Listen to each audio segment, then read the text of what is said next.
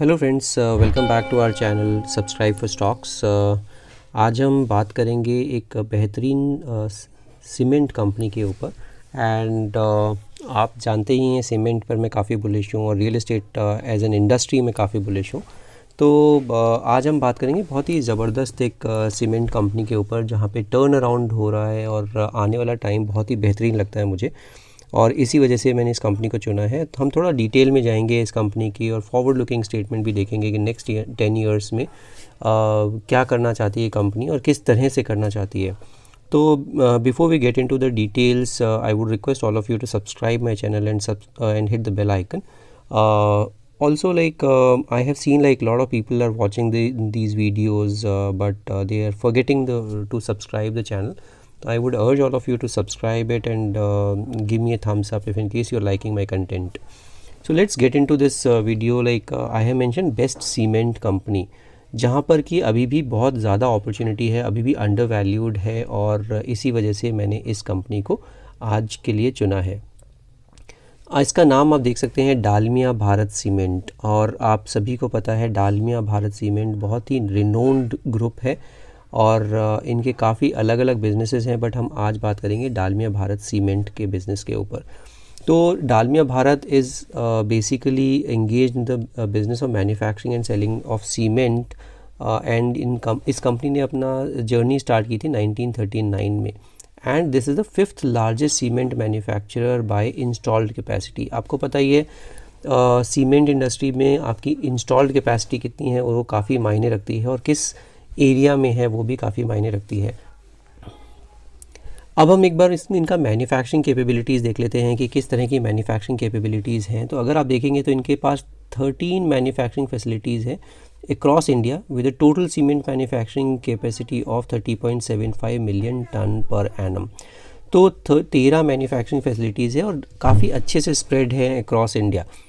It also own 195 megawatt of cogen capacity in its manufacturing facilities. तो cogen capacity जो है इससे थोड़ा सा आपको बिजली की खपत में और वो जो इलेक्ट्रिसिटी का जो कंजम्पशन है वो आप खुद ही जनरेट कर लेते हो फॉर योर ओन यूज़।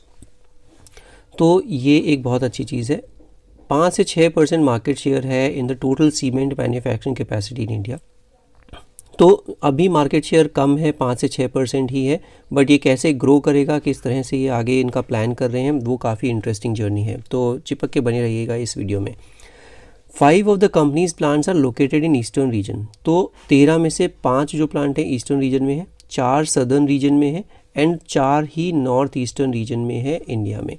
तो काफ़ी अच्छे से ये कवर करते हैं पूरा ही जो मेजर सीमेंट इंडस्ट्री का जो मार्केट है, बहुत अच्छे से अपना मैन्युफैक्चरिंग फैसिलिटीज़ फैलाई हुई है। बिकॉज सीमेंट जब भी बिकता है जब उसके नियर विसिनिटी में कोई फैसिलिटी हो, अदरवाइज़ ट्रांसपोर्टेशन कॉस्ट बहुत ज़्यादा हो जाता है, और इसी वजह से जो भी कंपनी अगर मान लीजिए नॉर्थ में है तो वो साउथ में जाके नहीं बेचती unless they have their manufacturing facility in that location. It is the only cement company with at least one plant in each of the 4 key eastern states of West Bengal, Bihar, Jharkhand and Orissa.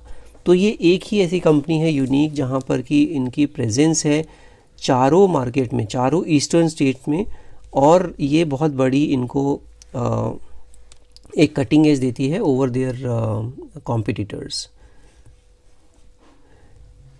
3 strategic targets for next 10 year, जो मैंने बोला था forward looking statement जो है, जो mister Puneet Dalmia ने अपने investor call में बोला था, उसमें से ये 3 बहुत इंपॉर्टेंट स्टेटमेंट्स हैं जो आपको ध्यान से सुनने चाहिए, और इसी वजह से मैं इस कंपनी के ऊपर काफ़ी बुलिश भी हूँ। पहला है कि they want to be a pan India pure play cement company. तो इसमें कुछ और नहीं चाहते, ये सिर्फ और सिर्फ सीमेंट पे फोकस रखना चाहते हैं। सेकेंड स्टेटमेंट जो है, they will have a significant presence in every market that we serve. तो सारे मार्केट को ये में सिग्निफिकेंट प्रेजेंस रखना चाहते हैं, ना कि कुछ पॉकेट्स में। तो majority of their focus is on cement, and इसीलिए अगर आप उस पॉकेट में अवेलेबल रहेंगे तो you can not have a leadership in that particular area. तो ये सारे ही मार्केट में काफ़ी अच्छे से प्रेजेंस रखना चाहते हैं। Third and the most important that they will grow their capacity to between 110 to 130 million tons by 2031. तो ये बहुत इम्पॉर्टेंट एंड एग्रेसिव टारगेट है फॉर द कंपनी एंड इसके लिए भी इन्होंने बाइफर्केशन करके बताया, जो हम आगे बात करेंगे कि किस तरह से 110 टू 130 मिलियन टन्स का ये लोग अचीव करेंगे कैपेसिटी। तो ये सिर्फ ब्लफ नहीं है, जो कि बहुत कन्विक्शन के साथ बोला गया स्टेटमेंट है from mister Puneet Dalmia himself. अब अगर हम बात करते हैं कैपेसिटी एक्सपेंशन प्लानिंग क्या है, अभी तक अगर आप देखेंगे तो कंपनी का जो अभी तक कैपेसिटी ग्रो की है इन लास्ट 10 ईयर्स, वो रही है 11% कैपेसिटी कैगर। 11% से ये कैगर ग्रो करते आए हैं लास्ट 10 ईयर्स। बट इनका जो इन्होंने जो रियलाइज़ किया है दैट इनका capacity growth was uneven, which means पहले 5 साल में तो इन्होंने 25% से कैगर ग्रो किया है अपनी कैपेसिटी, बट नेक्स्ट 5 ईयर्स में इन्होंने 4% से ही ग्रो किया है। तो बहुत अनइवन ग्रोथ है। शुरू के 5 साल में बहुत ज़बरदस्त ग्रोथ दिखा दी, उसके बाद फिर 4% से ही ग्रो किया। तो इससे बहुत ज़्यादा कॉन्फिडेंस मिलता नहीं है किसी भी शेयर होल्डर और इन्वेस्टर को।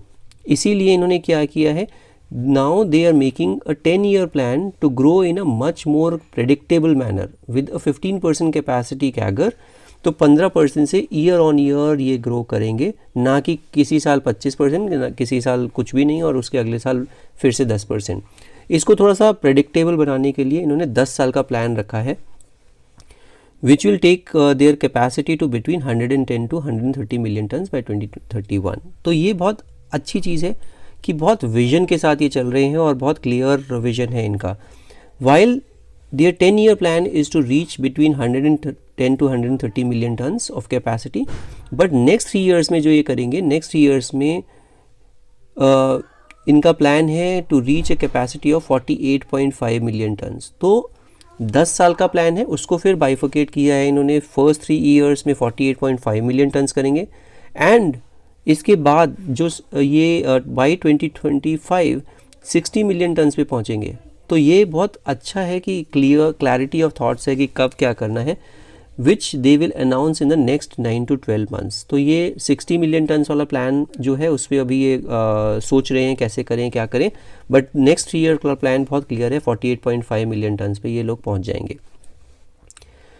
From this financial year onwards, ये भी बहुत अच्छी चीज़ है कि we are allocating up to 10% of their operating cash flows towards dividend and share buybacks. तो ये जो है शेयर होल्डर्स के लिए बहुत अच्छी खबर है कि ये जो अपना 10% ऑफ ऑपरेटिंग कैश फ्लोज हैं उसमें 10% डिविडेंड्स बांटने में लगाएंगे और शेयर बाईबैक्स में लगाएंगे। तो बहुत अच्छा है कि शेयर होल्डर्स के लिए भी बहुत अच्छी से ये सोच रहे हैं कि किस तरह हम शेयर होल्डर्स को भी रिवॉर्ड करें, बिकॉज शेयर होल्डर्स का भरोसा बना रहना चाहिए किसी भी कंपनी पे। Now let's talk about the cost reduction initiatives. इनका जो है सेकेंड क्वार्टर अच्छा ठीक रहा था, ग्रोथ उतनी नहीं रही थी, बट कॉस्ट की वजह से ये थोड़े से बच गए थे। इसी वजह से इनका बहुत फोकस है कि while they pursue lower carbon footprints, तो ये इनको कार्बन फुटप्रिंट्स पर भी ये काफ़ी ध्यान दे रहे हैं, कैसे लोअर डाउन करें। और ESG जो है आज की तारीख में सभी ज़बरदस्त तरीके से ट्रैक करते हैं, और अगर कोई बहुत अच्छे से ESG मैनेज करता है उसको प्रीमियम वैल्यूएशन भी मिलती है, जो I am sure most of you must be aware of it. Apart from lowering the carbon footprint, they will also continue to go lower on the cost curve. तो ये cost per बहुत important है और cost per काफ़ी focus कर रहे हैं। There is still a lot of room left for Dalmia to cover on the cost reduction side. अभी क्या कर रहे हैं ये लोग, 1000 से 1200 करोड़ का जो है एलोकेट कर रहे हैं over the next 2 to 3 years to invest in waste heat recovery system. ये 1000 से 1200 करोड़ रुपए लगाएंगे वेस्ट हीट रिकवरी सिस्टम में, सोलर पावर में, and equipment and IP to substitute fossil fuels and clinker. तो जो बेसिकली फॉसिल फ्यूल के through ये एनर्जी ले रहे हैं या फिर पावर ले रहे हैं, पावर ये लोग थोड़ा सा रिन्यूएबल एनर्जी की तरफ मूव कर रहे हैं, which is like the name of the game right now. Additionally 900 से 1000 करोड़ जो है would be applied towards certain ROI yielding capex and also regular maintenance of their plants। तो अगर मेंटेनेंस रेगुलर होगी, अगर ये बहुत अच्छे से ROI यील्डिंग केपेक्स करेंगे, मतलब कि जहाँ पर रिटर्न ऑन इन्वेस्टमेंट बहुत ज़्यादा अच्छा है वहाँ पर ही केपेक्स करेंगे, तो उस वजह से भी थोड़ा सा इनका कॉस्ट प्रेशर कम होगा और मार्जिन्स बढ़ेंगी, राइट। तो इस वजह से मेरे को बहुत अच्छे से इनिशिएटिव्स लग रहे हैं इनके, बहुत सोची समझी इन्होंने स्ट्रैटेजी रखी है in front of their share holders. Majority of these investments will lower our variable cost while simultaneously reducing our carbon footprints। तो दोनों ही चीज़ पे ये साथ में काम कर रहे हैं, वेरिएबल कॉस्ट को कम करेगा और कार्बन फुटप्रिंट को भी कम करेगा। With these initiatives we are targeting a ROCE of 14 to 15% over the next few years। अभी हम बात करेंगे ROCE कितना है, मेरे ख्याल से 10% के आसपास ROCE है, वो भी 14 से 15% करने की बात कर रहे हैं, जो कि बहुत ही अच्छा रिटर्न ऑन कैपिटल एम्प्लॉयड है। Now let's talk about the divestment strategy. अभी ये लोग क्या कर रहे हैं, जो नॉन कोर असेट्स हैं उनको ये डाइवेस्ट करने का प्लान है और ऑलरेडी काम करना शुरू कर दिया है। तो बोर्ड ने डिसाइड कर लिया है to divest the building materials retail business from DCBL, Dalmia cement Bharat limited से ये बिल्डिंग मटेरियल रिटेल बिजनेस को डाइवेस्ट करने के लिए बोर्ड से अप्रूवल मिल गया है। DCBL has divested its refractory business to Dalmia Bharat refractories limited, तो ये भी डाइवेस्ट कर दिया है, रिफ्रैक्टरी बिजनेस भी। इसके अलावा इन्होंने 4.5% of their stake in IEX is also divested, जहाँ से इनको कुछ मेरे ख्याल से 500 करोड़ या कुछ 450 करोड़ रुपए आया था। और अभी भी IEX में इनकी जो हिस्सेदारी है और जो वैल्यूएशन है आज की तारीख में, वो कुछ मेरे ख्याल से 2500 करोड़ के आसपास अभी भी इंटैक्ट है, जबकि 500-600 करोड़ ये लोग ऑलरेडी निकाल चुके हैं, या 3600 करोड़ है आई थिंक, कुछ इसी तर्ज पर ये 3000 करोड़ आप मान सकते हैं, 3000 करोड़ के आसपास अभी भी अगर ये IEX के शेयर्स बेच देते हैं तो भी इनके पास 3000 करोड़ रुपए वहाँ से भी आ जाएगा। तो ये बहुत ज़बरदस्त स्ट्रैटेजी है, लॉन्ग टर्म स्ट्रैटेजी बहुत क्लियर है, उसको ब्रेक डाउन किया है शॉर्ट टर्म स्ट्रैटेजी में। And divestment non core asset से बाहर निकल रहे हैं और सिर्फ सीमेंट पर फोकस कर रहे हैं, तो बहुत ही बढ़िया चीज़ दिखती है मुझे ये आने वाले टाइम में। अब हम इसके फंडामेंटल्स, इसके थोड़ा सा फाइनेंशियल्स भी समझ लेते हैं क्विकली। तो ये मैं आपको लेके आ गया हूँ डालमिया भारत स्क्रीनर के ऊपर।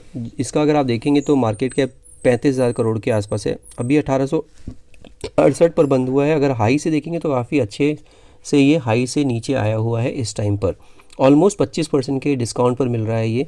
स्टॉक का PE भी 28 है, बुक वैल्यू 767 है, तो प्राइस टू बुक वैल्यू 2.43 है, तो बहुत ही अच्छी वैल्यूएशन पे मिल रहा है ये। ROCE जैसे मैंने बताया 10% के आसपास है, ROE भी 10% के आसपास है, प्रमोटर की होल्डिंग 56% है। और अगर आप बात करेंगे इनका प्लेज तो कुछ नहीं है। Profit growth 164%, interest coverage ratio 6.24, EPS बात करते हैं तो 66 रुपये का EPS कमा के देता है और 14,000 से ज़्यादा का इनके पास रिजर्व्स अभी भी पड़े हैं। फ्री कैश फ्लोज 2550 करोड़ के आसपास का फ्री कैश फ्लो जनरेट कर रही है कंपनी, तो बहुत अच्छे से कैश जनरेट कर रही है। फ्री कैश फ्लो जनरेट करना बहुत ही अच्छी चीज़ है और ये बहुत इंपॉर्टेंट है for any company. Quarterly results आप बात करेंगे तो क्वार्टरली रिजल्ट्स आप देख सकते हैं कि सितंबर क्वार्टर से थोड़ा जंप आया है ज़रूर, बट मॉनसून की वजह से, और मॉनसून इस बार बहुत ज़बरदस्त था, इस वजह से थोड़ा सा dampener, second quarter any which way थोड़ा डैम्पनर ही रहता है for all the cement company. So nothing to worry on this, but 24% का मार्जिन मेंटेन करके रखा हुआ है, पहले 30% था। अभी जिस तरह से इनिशिएटिव्स लगा रहे हैं और कॉस्ट कम करना चाह रहे हैं उस हिसाब से ये ज़रूर ऊपर जाएगा। तो ये बहुत ही डिसेंट नंबर है, आई वुड नॉट से बहुत दमदार नंबर है, डिसेंट नंबर है। बट ये जो 204 करोड़ का नेट प्रॉफिट किया है, इससे पहले नेट प्रॉफिट 232 करोड़ था लास्ट ईयर, तो बहुत फायरवर्क्स नहीं है नंबर में, बट नंबर ठीक ठाक है। इसके अलावा अगर मैं आपको क्विकली दिखा देता हूँ कि शेयर होल्डिंग पैटर्न कैसा दिखता है। शेयर होल्डिंग पैटर्न में आपको दिखेगा अभी 56% का शेयर होल्डिंग पैटर्न में प्रमोटर की शेयर होल्डिंग है। इसके अलावा अगर आप देखेंगे तो FIIs काफ़ी बुलिश हैं, FIIs ने अपना हिस्सा बढ़ाना शुरू किया है वापस से। पहले ये यहाँ पर बेचा क्योंकि आई am sure that valuation must have gone up, and अभी वैल्यूएशन काफ़ी अच्छे रेट पर मिल रही है, तो 13.14 से लेके 13.77 हो गया है अभी सितंबर क्वार्टर में। इसके अलावा अगर आप DIS का भी देखेंगे तो DIS ने भी 5.72 से इंक्रीज़ किया है 6, इससे पहले भी इंक्रीज़ किया था मार्च में, इससे पहले दिसंबर से मार्च इंक्रीज़ किया, सितंबर 2020 से इंक्रीज़ किया। तो ये DIs FIs काफ़ी बुलिश हैं इस पर्टिकुलर स्टॉक पे, और आने वाली जो इसका फ्यूचर दिखता है वो बहुत ज़बरदस्त है। अब हम क्विकली कवर कर लेते हैं कि कौन कौन से ब्रोकिंग फर्म्स इसको कवर कर रहे हैं और क्या टारगेट्स दे रहे हैं। तो ये मैं आपको लेके आया हूँ डालमिया भारत के जो ब्रोकिंग फर्म्स हैं जिन्होंने इसको ब्रोकर्स ने कवर किया है।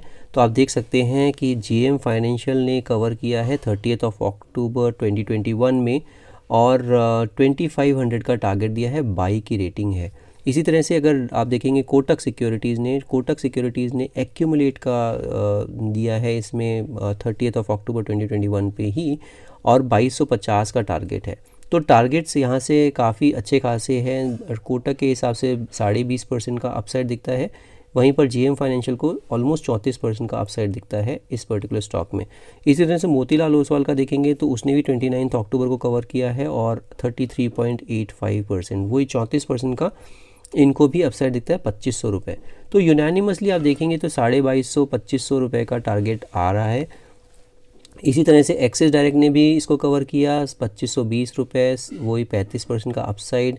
अगर आप देखेंगे प्रभुदास लीलाधर ने इसका थोड़ा सा टारगेट कम ज़रूर किया है, बट फिर भी 2300 रुपये है। एक्यूमुलेट का इन्होंने स्ट्रैटेजी सुझाई है। अगर आप एक्सिस डायरेक्ट का देखेंगे उससे पहले 28 सितंबर से, तो एक्सिस ने पहले 28 सितंबर को दिया, फिर 29 अक्टूबर को दिया, तो 2450 से इन्होंने अपना टारगेट बढ़ाया है 2520 रुपये। तो बहुत अच्छी और बड़ी ब्रोकर्स जो हैं इस पर काफ़ी बुलिश हैं, और इसी वजह से मुझे लगता है इसमें अपसाइड पोटेंशियल बहुत ज़बरदस्त है। जो अगर किसी को लेना है अभी ले सकते हैं क्या? Let's look at their chart also.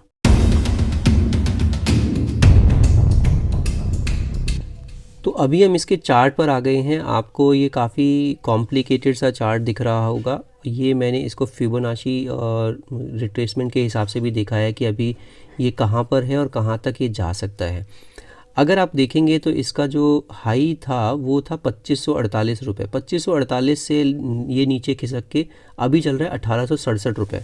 अभी क्या है 1867 पे 2-3 इंपॉर्टेंट चीज़ें हैं जो देखने वाली है। पहला तो इसका आपको दिखेगा, इसका जो 1825 रुपये है वो है इसका 200 डे एक्सपोनेंशियल मूविंग एवरेज। तो ये डेली का चार्ट है, तो ये 1825 का आपको ध्यान रखना है।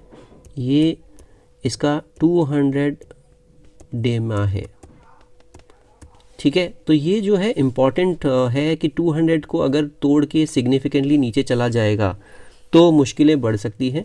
अदरवाइज़ अगर ये इसको रिस्पेक्ट देता है, जो कि आप देख सकते हैं कि काफ़ी लंबे टाइम से इसने कभी भी 200 DMA को तो नहीं तोड़ा है, तो आई डाउट कि 200 DMA को तोड़ेगा। 1825 रुपये का आप इसको थोड़ा स्टॉप लॉस बनाकर रख सकते हैं। तो 1825 का स्टॉप लॉस हो गया। और अगर आप देखेंगे तो यहाँ पर एक ग्रीन आपको मॉर्निंग स्टार पैटर्न दिख रहा होगा। मॉर्निंग स्टार पैटर्न आपको पता ही होगा, ये एक ट्रेंड रिवर्सल पैटर्न होता है और एकदम बॉटम पर बनता है, जिसको कि आप बोलते हैं कि यहाँ से अब ये ट्रेंड रिवर्स हो सकता है। अभी इसको ख़रीदना कहाँ पर है? अगर as per morning star pattern अगर आपको देखना है तो आपको ख़रीदना है, अभी आप 1870-75 के ऊपर जाएगा, आप इसको ख़रीद लीजिए। और इसके जो नेक्स्ट टारगेट्स दिखते हैं, next target as per Fibonacci retracement, ये 23.6% जो आता है, इसका आता है 1972। तो यहाँ से पहला पड़ाव है 1972, तो 1972 इसका पहला पड़ाव है। दूसरा पड़ाव है 2063, तो 2063 रुपये इसका दिखता है। फिर 2137, ये कुछ फिबोनाची के रिट्रेसमेंट्स होते हैं जो आप सभी को पता होगा कि बहुत ही ज़बरदस्त तरीके से काम करते हैं। तो आने वाला टाइम बहुत ज़बरदस्त है। जिस दिन ये अगर मान लीजिए अपने 100 DMA को, जो कि 2000 के 1995 रुपये के आसपास इसका 100 DMA है, 2000 के आसपास आप मान के चलिए। 100 DMA को क्रॉस करेगा तो 2013 रुपये आता है, वो इसका 50 DMA है। और अगर ये 50 DMA को क्रॉस करके ऊपर चलना शुरू हुआ तो इसके लेवल्स आपको दिखेंगे। हाँ, इसका जो बहुत ज़बरदस्त रेजिस्टेंस की तरह आपको दिखेगा वो दिखेगा कुछ ऑलमोस्ट 2300 रुपये के आसपास, 2300 साढ़े 2300, वो एक 2300 से लेके ऑलमोस्ट 2550 जो है वो इसका एक थोड़ा कंजेशन जोन है, और वहाँ पर अगर ये रुकता है तो वहाँ पर आपको कॉल लेना होगा। बट अगर आपको शॉर्ट टर्म ट्रेडर है, 1867 पर चल रहा है, 1870 1825 के आसपास जितना मिलेगा उसको आपके स्टॉप लॉस उतने ही नज़दीक हो जाएंगे, और ये क्लोजिंग बेसिस पर 1825 में बोल रहा हूँ कि होना चाहिए। सो आज के लिए इतना ही। आई एम श्योर आपको ये वीडियो काफ़ी पसंद आई होगी। अगर आपको पसंद आई तो give me a thumbs up, and मेरा चैनल सब्सक्राइब करना बिल्कुल मत भूलिएगा। Thank you so much for watching this video. Will see you in the next video.